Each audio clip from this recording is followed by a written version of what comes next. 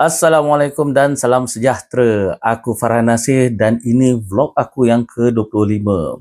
Setiap minggu, hari Isnin dan Jumaat, aku akan post konten panjang. Aku nak share perjalanan aku, nak dapatkan segenggam berlian sejongkong emas. Pertama sekali, aku nak cerita yang insyaAllah hujung bulan ni aku akan join booth dekat Kedah. Aku dapat info ni dari mak aku. And kebetulan pula aku pun dah beli vest. Public Gold dia ada t-shirt berkola kan, jadi ada dealer dia suka pakai t-shirt berkola tu lah. Bila orang nak buat approach, orang akan pakai lanjat semua.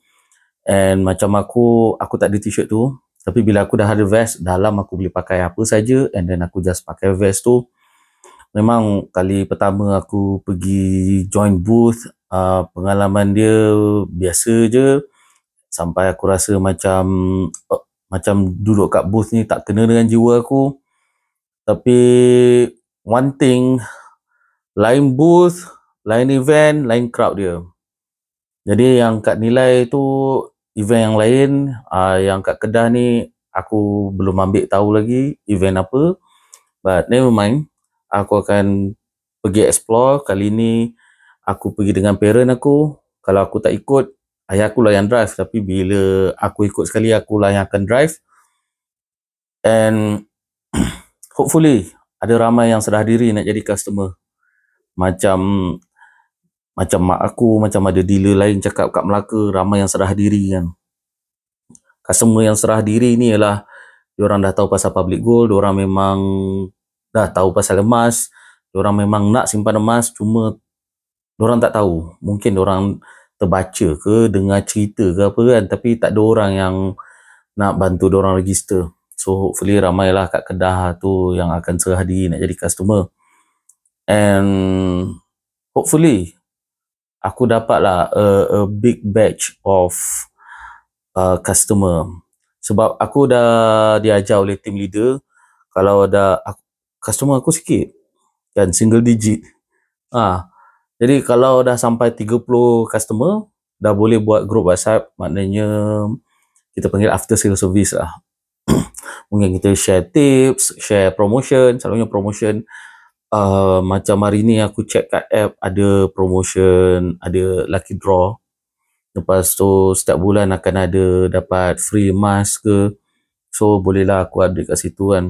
So hopefully aku akan dapat 30 customer supaya aku boleh create that support group kan kat WhatsApp.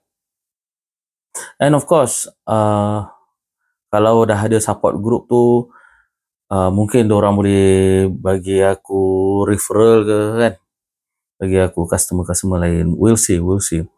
Aku masih konsisten menulis. Setiap hari aku akan tulis minimum 10 poin so far. Aku tak tahu, kadang-kadang aku fikir macam tak apalah 8 poin lah, tapi aku akan duduk fikir nak tambah lagi poin kan.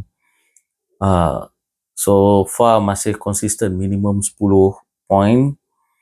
And aku cuma fikir maybe aku nak olah balik and post dekat Wattpad pula. Setiap kali aku post something dekat Facebook, kadang-kadang aku tag team leader aku, and he's being a cool guy, dia pergi tag dealer-dealer lain, which is awesome. Jadi benda tu boleh bantu dari segi engagement kan. And aku nak olah balik, letak kat Wattpad, and then aku nak susun. Sebab kalau contohnya sekarang ni dah nombor 10, maknanya aku dah ada flow tu, dah nampak dah.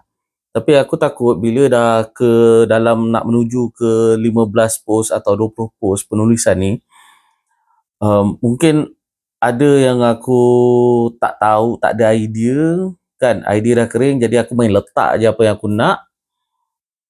Jadi kalau kita baca secara berterusan dari nota nombor 1, dari cerita nombor 1, tiba-tiba je, kenapa tiba-tiba cakap benda ni? Jadi bila aku dah olah balik, aku boleh susun kat Wattpad sambil mengumpul audience aku kat situ. Aku I don't know. Aku rasa macam aku put a lot of effort lah this time. I want to make this work. Aku dah makin tua and aku nak get really serious. Aku masa muda aku terasa macam aku ada rasa aku nak jadi content creator and sekarang aku dah jadi content creator. Aku nak publish buku and aku on the way buat buku. So far, korang tahu tak, mula-mula dia rasa intimidating, rasa menakutkan. Tapi bila dah jalan jauh sikit, dia rasa macam exciting and kau boleh macam tengok belakang, aku dah buat banyak ni lah. And keep moving forward, and bila benda tu publish and semua orang boleh tengok and ada orang macam circle sesama dealer kan, orang ada yang supportive, which is it feels good. Sebab kalau untuk yang projek-projek sebelum ni aku lebih pendiam, aku tak cerita kat orang, aku buat kerja diam-diam and orang tak nampak, aku tak dokumenkan benda tu. So kali ni yang aku buat, aku dokumenkan, aku publishkan, aku share progress aku. Itu yang bezanya kali ni dengan sebelum-sebelum ni. Anyway, I think that's all for today.